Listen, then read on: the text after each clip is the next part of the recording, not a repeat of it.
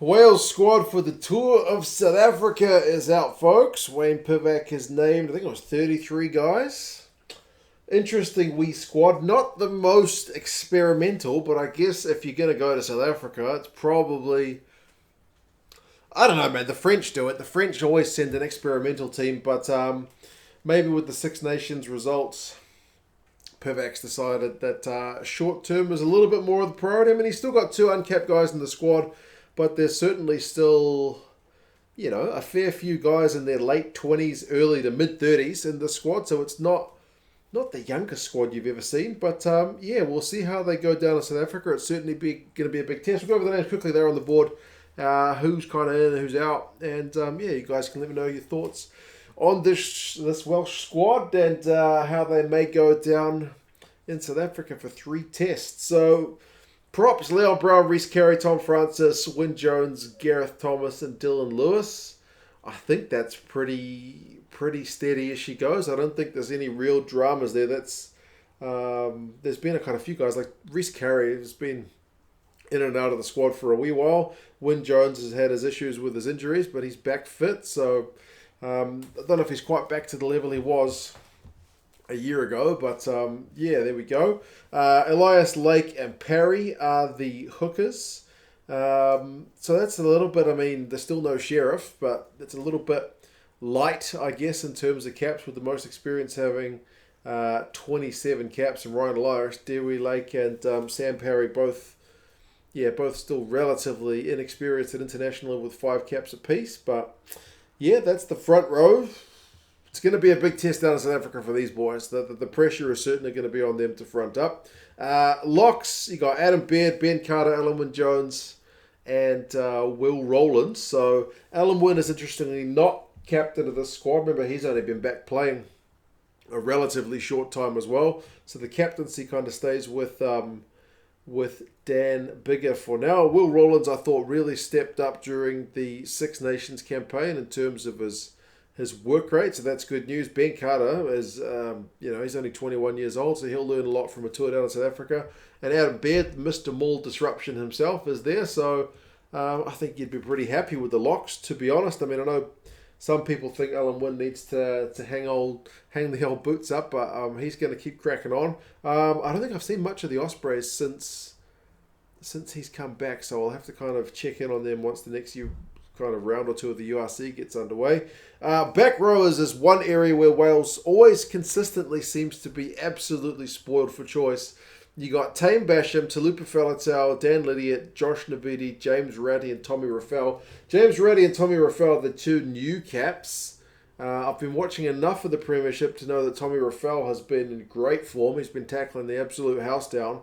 But that being said, the inclusion of Reffell and Ratti means another couple of uncapped guys, or even some capped guys, have to miss out as well. So, everybody loves Josh Navidi. That guy's Mr. X Factor and also Mr. Versatile, can do a bit of it all. Dan Lydiate at 34 will certainly raise a few question marks, but he was in good form prior to his injury when he was just coming back for Wales, and Faletau always seems to bring his best for Wales as well. Plus, Taine Basham is one of the kind of young, hot prospect guys in the Welsh squad as well. So it's good to see him rewarded.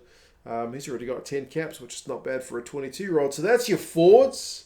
Obviously, Aaron Wainwright, Justin Tipuric, Ross Moriarty, all unavailable through injury. The main guys who I wrote down that I was a bit confused about, Jack Morgan, not picked. I'm a stats guy. Most turnovers won, I think, in the URC. Second top tackler in the URC. So I guess Pivac figures he doesn't quite fit the bill in South Africa. I read something about him maybe not being big enough. But I don't know, man. The Springboks sometimes play Quokka Smith in their background. He's not exactly a big old unit. So I just love those stats, and I'm a little bit surprised he's not there. Morgan Morris, likewise, if you're thinking of other Lucies who've got phenomenal stats in terms of tackles and tries and turnovers, all the kind of normal stuff. Seb Davis, whose stats aren't fantastic, but he's kind of been always there as that utility lock loose forward guy. He doesn't make the cut either. So, there's probably others you guys could mention as well, but certainly a couple of guys in.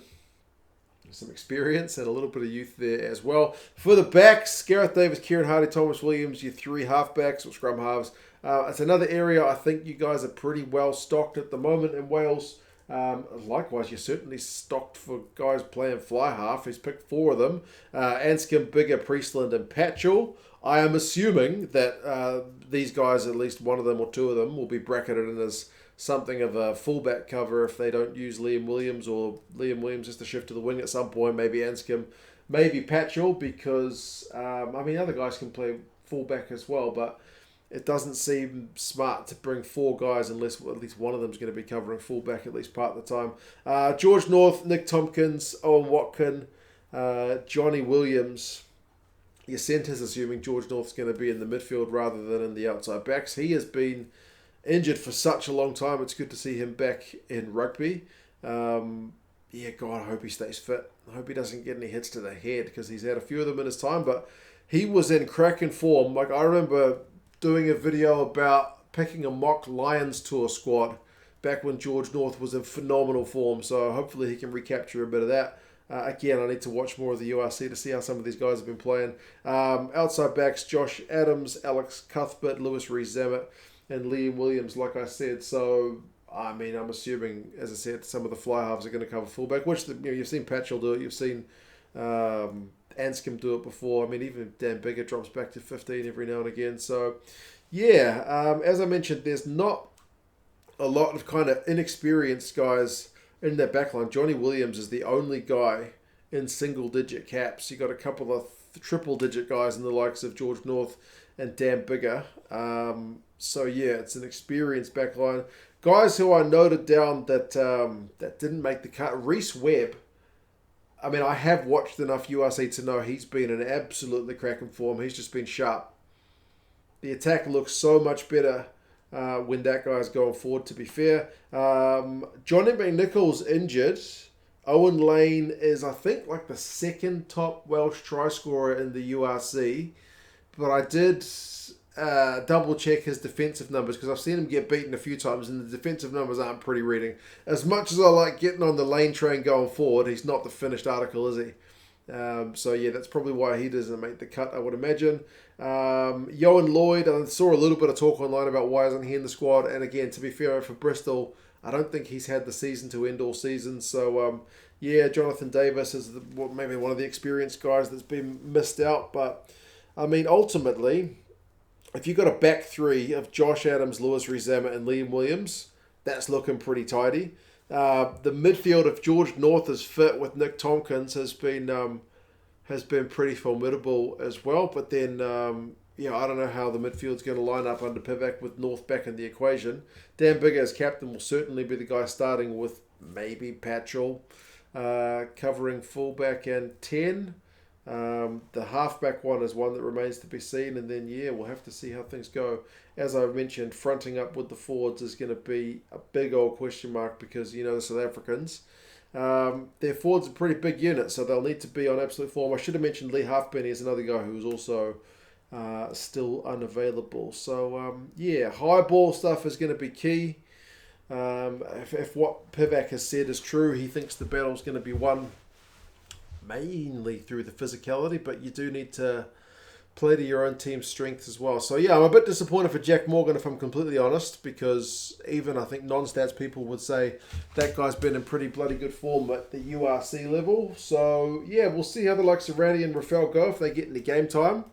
I don't think there's a heck of a lot of optimism around this Welsh tour, but either way it'll certainly be a bit of a learning experience for some of these guys. Not that many of them need it, because as I said, it's relatively senior in terms of the experience, but going to South Africa is certainly something else. A couple of games at altitude will be good testing for them. I think they've been training some of the guys, with the lower oxygen level, kind of masks on the bikes and stuff from what I've seen. So, we'll see how things go. What do you guys reckon? Who else?